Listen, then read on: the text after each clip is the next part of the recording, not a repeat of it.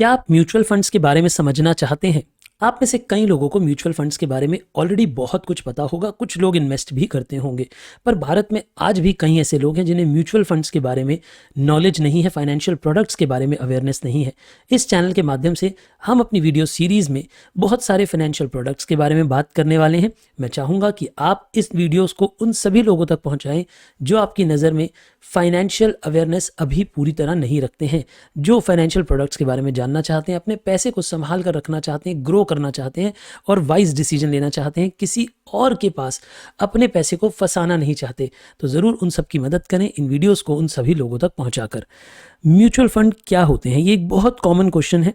कई लोग mutual fund के बारे में कुछ कुछ जानते हैं, पर मैं आशा करता हूं कि इस वीडियो को देखने के बाद आपको बहुत ज़्यादा अच्छे से डेप्थ में समझ आएगा कि क्या होते हैं म्यूचुअल फंड्स। देखिए, म्यूचुअल फंड का मतलब है म्यूचुअल। म्यूचुअल मतलब इकट्ठे, एक साथ कर रखा गया पैसा। देखिए, आप सभी लोग जानते हैं कि हम सभी लोग, ज़्यादातर लोग स्टॉक मार्केट में इन्वेस्टमेंट करने के लिए कंफर्टेबल नहीं है, पूरा ज्ञान नहीं है, किसी को फंडामेंटल एनालिसिस, टेक्निकल एनालिसिस नहीं आती है, या आती है तो कम आती है। ये बात सही से पता लगाना कि कहाँ शेयर लगाने चाहिए, कहाँ पैसा लगाना चाहिए, कहाँ नहीं लगाना चाहिए, किस कंपनी के शेयर खरीदने चाहिए, कितने खरीदने चाहिए, कब बेच देने चाहिए, ये सारे निर्णय लेना एक आम आदमी के बस की बात नहीं है जब तक उन्हें फाइनेंशियल अवेयरनेस काफ़ी हाई नहीं है और वो अपना समय फाइनेंशियल प्रोडक्ट्स को खोजने में या शेयर्स को बारे में इन्वेस्टिगेशन करने में नहीं लगाते हैं। तो क्योंकि हम लोगों में से ज़्यादातर लोगों की इन्वेस्टमेंट इतनी हाई नहीं होती कि हम बहुत ज़्यादा समय खुद स्टॉक मार्केट पे बैठें, रिसर्च करें और फिर सोच कर अपना पैसा इन्वेस्ट करें। हम सभी लोगों के पास थोड़ी इन्वेस्टमेंट वैल्यू है।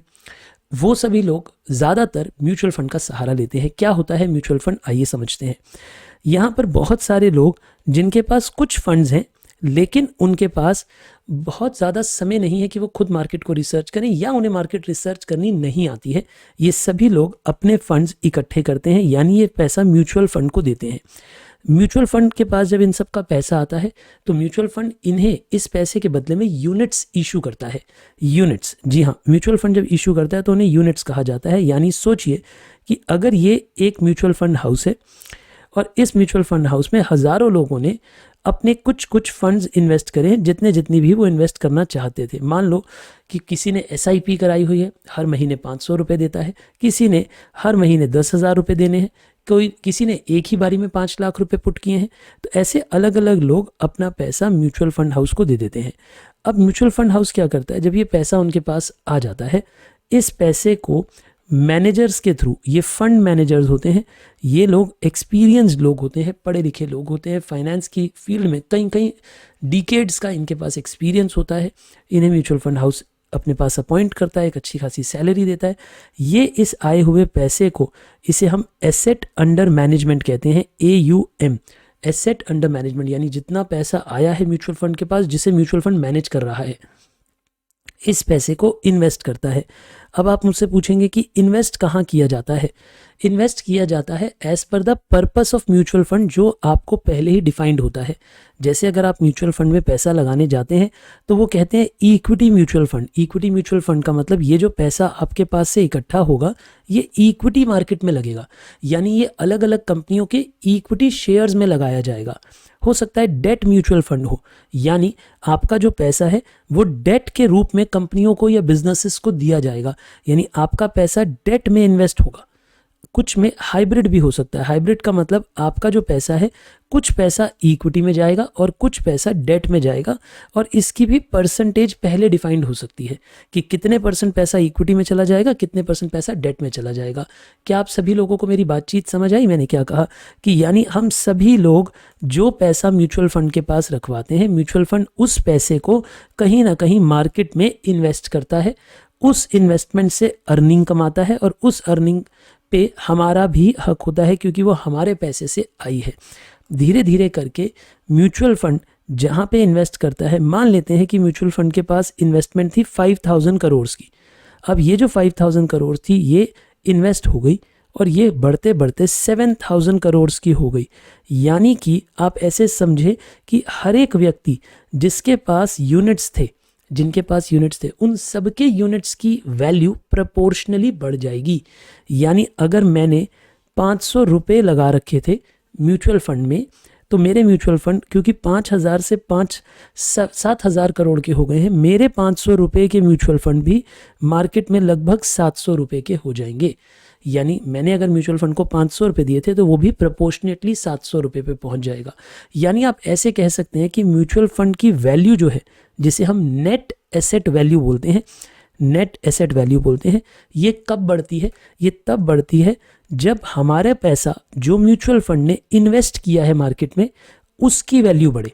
यानी जब ये इन्वेस्टमेंट्स बढ़ेंगी, अगर ये इन्वेस्टमेंट सही जगह हुई हो, ये बढ़ेंगी, तो हमारे पास भी जो एनएवी आएगी वो बढ़ेगी, हमारे भी म्यूचुअल फंड्स की एनएवी बढ़ेगी। अगर हम उन्हें बेच देना चाहें, यूनिट्स मतलब रिडीम कर देना चाहें म्यूचुअल फंड को, तो हमें ज़्यादा पैसा मिल सकता है उसके बदले में।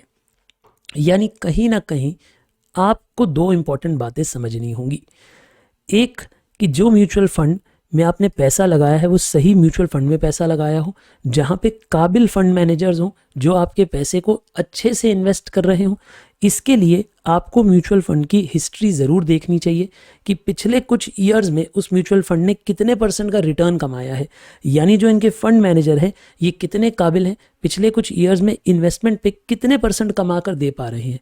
और एक इम्पॉर्टेंट बात है, म्यूचुअल फंड इस कमाई में से कितना एक्सपेंस चार्ज कर रहा है, इस कमाई में से कितना एक्सपेंस चार्ज कर रहा है, क्योंकि वो सिर्फ बचा हुआ हिस्सा ही आपको दे रहा होगा। तो इसीलिए म्यूचुअल फंड को डिसाइड कैसे करना है, अगर आप ये जानना चाहते हैं तो ज़रूर मुझे बताइएगा कमेंट बॉक्स में। मैं अपनी अगली वीडियो में how to decide and select mutual fund, इस पे भी ज़रूर डिस्कशन करना चाहूँगा। इसे ऐसे समझें कि जैसे एक पूरा पिज़्ज़ा है, ये म्यूचुअल फंड का टोटल पैसा है, ये एक पिज़्ज़ा है, ये म्यूचुअल फंड की टोटल वैल्यू है, इसे बोलेंगे हम एसेट अंडर मैनेजमेंट। ये AUM है, यानी 100% पैसा है। अब हम सभी लोग इसके यूनिट होल्डर्स हैं, यानी हम सभी लोग इसके थोड़े थोड़े हिस्सेदार हैं। यानी म्यूचुअल फंड के पास जितना भी एसेट है, जितना भी पैसा है, जो भी एसेट्स हैं म्यूचुअल फंड के, उस सब पे हम सबका अधिकार है प्रोपोर्शनली, जिस जिस रेशियो में हमने यूनिट्स होल्ड किए हुए हैं। आई होप ये बात आपको समझ आई। एक इम्पॉर्टेंट बात आपके दिमाग में घूम रही होगी कि हम म्यूचुअल फंड्स क्यों खरीदें, हम सीधा सीधा स्टॉक्स क्यों ना खरीदें, हम सीधा सीधा शेयर्स क्यों ना खरीदें। देखिए, इसमें 2-3 रीजंस हैं। अगर आप डायरेक्टली शेयर्स खरीदना चाहते हैं तो उसके लिए कुछ बातें ज़रूरी हैं। पहली, आप शेयर मार्केट को टेक्निकली और फंडामेंटली एनालिसिस करना जानते हो। आप स्टॉक मार्केट को अच्छे से एनालाइज कर पाएँ कि कौन से शेयर्स अच्छे हैं, कौन सी कंपनियां अच्छा बिजनेस कर रही हैं, उनकी रेशियो एनालिसिस करके उनके बारे में डेप्थ में जानकर, यानी आप उन कंपनीज़ के बारे में रिसर्च कर पाएँ, अच्छी कंपनियां खोज पाएँ, सही टाइम पे उनमें इन्वेस्टमेंट कर पाएँ और सही टाइम पे उससे एग्जिट ले पाएँ। या तो ये सारे डिसीजन आप खुद करें, पर आम तौर पे हम सभी लोगों के पास, मैं ऐसे कहूँ कि मिडिल क्लास लोगों के पास इतना पैसा नहीं होता, इतनी इन्वेस्टमेंट नहीं होती कि हम अपनी ज़िंदगी का इतना सारा समय खुद स्टॉक मार्केट को दें कि हम एक एक शेयर के बारे में रिसर्च करें, फिर इन्वेस्ट करें, क्योंकि it's a full time job. उसके बारे में आपको ना केवल स्टॉक मार्केट, ना केवल कंपनी की परफॉर्मेंस, जबकि इकोनॉमी, देश की इकोनॉमी की परफॉर्मेंस, इंटरनेशनल इकोनॉमी की परफॉर्मेंस, आने जाने वाले फंड्स और बहुत सारे और फैक्टर्स के बारे में नज़र रखनी होती है, क्योंकि उन सभी के ऊपर नज़र रखने की वजह से आपको पता चलता है कि कौन से शेयर शायद बढ़ेंगे या नहीं बढ़ेंगे। यानी इतनी रिसर्च के लिए मैं ऐसा मानता हूँ कि आम लोग जो कुछ और बिजनेस कर रहे हैं, प्रोफेशन कैरी ऑन कर रहे हैं, वो इतना समय नहीं निकाल पाते। इसीलिए mutual fund have become a very popular choice. क्यों म्यूचुअल फंड लिए जाते हैं? क्योंकि इतना, जैसे मैं अपने बारे में बोलूं, मैं बहुत सारे पैसे म्यूचुअल फंड में इन्वेस्ट करता हूं। क्यों? क्योंकि शायद मैं इतना समय नहीं निकाल पाता कि मैं खुद इंडिविजुअल स्टॉक्स के बारे में बहुत सारी रिसर्च करूं और उनमें इन्वेस्ट करूं। इसलिए जब भी मेरे पास कुछ स्पेयर फंड्स होते हैं और मुझे लगता है कि मेरे पास रिसर्च करने का समय नहीं है, मैं उसे म्यूचुअल फंड के थ्रू इन्वेस्ट करता हूँ, क्योंकि म्यूचुअल फंड में कोई और व्यक्ति हमारे बिहाफ पे वो रिसर्च कर रहा है और पैसे को इन्वेस्ट कर रहा है अपनी बुद्धिमत्ता के अनुसार। हाँ, हमें उस पर भरोसा करना होता है और वो कुछ एक्सपेंस भी चार्ज करता है। कमाई में से कुछ एक्सपेंस म्यूचुअल फंड अपने लिए रख लेता है, बची हुई कमाई ही आपको देता है। लेकिन इंडिविजुअल स्टॉक खरीदने में थोड़ा खतरा ज़्यादा है, क्योंकि हम एक शेयर खरीद रहे हैं या 2 शेयर खरीद रहे हैं। पर म्यूचुअल फंड्स खरीदने में यूजुअली थोड़ा खतरा कम हो जाता है, जिसे मैं बोलता हूँ डाइवर्सिफाई हो जाता है। क्यों? क्योंकि म्यूचुअल फंड्स को जब हम पैसा देते हैं ना, अब देखिए हम सब लोग जब मिलाकर पैसा देते हैं तो ये किसी एक कंपनी में इन्वेस्ट नहीं करती।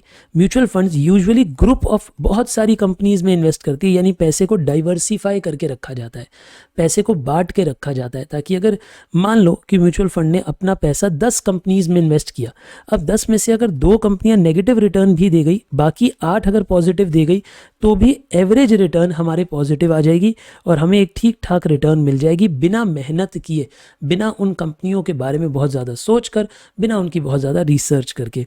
इसीलिए mutual funds have become a very popular product these days. एक इंपॉर्टेंट सवाल आपका ये हो सकता है कि हम म्यूचुअल फंड्स में पैसे किस तरह लगाएं। आप अपने फाइनेंशियल एडवाइज़र से बात कर सकते हैं, वो आपकी मदद कर सकते हैं म्यूचुअल फंड्स किस तरीके से खरीदने हैं उसके लिए, या फिर आप अपने ब्रोकर जिनके पास आपका ब्रोकिंग अकाउंट है, आप उनसे म्यूचुअल फंड्स बाय कर सकते हैं, बैंक से बाय कर सकते हैं। और आजकल तो म्यूचुअल फंड खरीदना ऑनलाइन सबसे ज़्यादा मुझे लगता है कि फ़ायदेमंद रहता है, क्योंकि इसमें बीच में कोई एजेंट नहीं होते, डायरेक्ट प्लान्स आप ले सकते हैं, तो आपको जो एक्सपेंस रेशियो होती है वो और भी कम लगती है। यानी हमने म्यूचुअल फंड को डायरेक्टली पैसा दिया, बीच में कोई इंटरमीडियरी नहीं था, इसलिए किसी की कमीशन नहीं गई, तो जो आने वाली रिटर्न है वो कंपेरेबली हायर आती है, क्योंकि एक्सपेंसेस कम लगते हैं। साथ ही साथ मैं ये भी ज़रूर डिस्कस करना चाहूँगा कि जो म्यूचुअल फंड्स हैं उनकी टाइप्स क्या हैं। म्यूचुअल फंड की टाइप्स का मतलब यहाँ पे हम इन बात कर रहे हैं कि जब हम म्यूचुअल फंड को पैसा देते हैं तो म्यूचुअल फंड कहाँ पे उस पैसे को इन्वेस्ट करता है, म्यूचुअल फंड उस पैसे को कहाँ इन्वेस्ट करता है। मनी मार्केट फंड्स में इन्वेस्ट किया जा सकता है। मनी मार्केट फंड्स का मतलब शॉर्ट टर्म फंड्स होते हैं, जिनमें हम पैसा म्यूचुअल फंड को देते हैं, म्यूचुअल फंड शॉर्ट टर्म जगहों पे पैसा लगाता है, जल्दी जल्दी निकालता रहता है। बॉन्ड्स में म्यूचुअल फंड ऐसी जगह पैसा लगाता है जहाँ डेट है, जहाँ फिक्स रेट ऑफ इंटरेस्ट मिलेगा, यहाँ कमाई कम मिलती है पर यहाँ स्टेबिलिटी ज़्यादा होती है, यहाँ सेफ्टी ऑफ फंड ज़्यादा होती है। इक्विटी में हमारा पैसा म्यूचुअल फंड इन्वेस्ट करता है, इक्विटी मार्केट में, शेयर्स में। अब उसमें भी डिपेंड करता है कि वो लार्ज कैप में हम इन्वेस्ट करवाना चाहते हैं, मीडियम में या स्मॉल कैप में इन्वेस्ट कराना चाहते हैं। यानी बड़ी कंपनियों में यूजुअली सेफ्टी हाई होती है लेकिन कमाई कम होती है, और वहीं स्मॉल कंपनीज में कई बार कमाई हाई होती है लेकिन रिस्क भी हाई हो जाता है। वहीं अगर हम बात करें बैलेंस्ड फंड्स की, ये अपने पैसे को ये हाइब्रिड मॉडल पे इन्वेस्ट करती हैं, कुछ पैसा इक्विटी में और कुछ पैसा बॉन्ड्स में लगाती हैं। यानी कुछ तरीके से ये सेफ रखती हैं पैसे को, और कुछ पैसे से इक्विटी मार्केट में इन्वेस्ट करके बढ़ने की, इंक्रीज की, अप्रिसिएशन के लिए पैसा इन्वेस्ट करती हैं। कुछ इक्विटी इंडेक्स फंड्स होती हैं। इंडेक्स फंड्स क्या होती हैं? जिनमें कि हम पैसा दे रहे हैं म्यूचुअल फंड्स को और म्यूचुअल फंड उस पैसे को लगा रहे हैं किसी इंडेक्स के बेसिस पे। जैसे इंडिया में अगर हम बात करें तो निफ्टी 50 एक इंडेक्स है, एक 50 कंपनीज की इंडेक्स है, जिसमें कि टॉप 50 कंपनीज आती हैं इंडिया की NSE मार्केट्स के लिए। अगर हम बात करें कि इन 50 कंपनियों के में इन्वेस्ट किया जाएगा पैसा, तो उसे बोलेंगे इंडेक्स फंड। यानी जो इंडेक्स में आने वाली कंपनीज हैं उनमें उसी रेशियो में इन्वेस्ट किया जाएगा, इंडेक्स की रेशियो में। मैं इसे ऐसे समझाता हूँ कि निफ्टी 50 में अगर मैं कहूँ 50 कंपनीज हैं, अब इन 50 कंपनीज का अलग अलग वजन होगा, कोई कंपनी की कम मार्केट वैल्यू होगी, कहीं की ज़्यादा वैल्यू होगी। तो जितनी उन कंपनीज की मार्केट वैल्यू है निफ्टी 50 के लिए, यानी उनके वेट्स हैं निफ्टी 50 में, उसी वेट्स में हमारा पैसा इन्वेस्ट किया जाएगा इन्हीं 50 कंपनीज में। यानी उन्हीं 50 कंपनीज में लगाया जाएगा और उसी वेट्स में लगाया जाएगा जो उनकी मार्केट वैल्यू है। इसके बारे में भी हम और ज़रूर एक अलग वीडियो बनाएंगे कि इंडेक्स फंड्स क्या होती हैं, इंडेक्स क्या होती हैं, टू बी मोर प्रिसाइज। मैं आशा करता हूं कि ये वीडियो आपको पसंद आई है। इस वीडियो का कंटेंट आपको कैसा लगा हमें ज़रूर कमेंट बॉक्स में बताइएगा। प्लस अपने दोस्तों के लिए म्यूचुअल फंड्स की और सजेशंस की, आप कैसे डिसाइड करते हैं म्यूचुअल फंड्स, क्या क्या क्राइटेरियाज आपने रखे हुए हैं, कौन कौन से फंड्स में आपने इन्वेस्ट किया है, आप ज़रूर कमेंट करिएगा ताकि बाकी लोग भी इसमें एंगेज हो सकें, उन्हें भी कुछ और अवेयरनेस आपके थ्रू मिल सके। ऑल द वेरी बेस्ट, मिलते हैं नेक्स्ट वीडियो में। तब तक इस वीडियो को शेयर करके रखना, चैनल को सब्सक्राइब करके रखना, बेल आइकन प्रेस करके रखना ताकि हमारी नेक्स्ट वीडियो की नोटिफिकेशन आपको ज़रूर मिल जाए। All the best.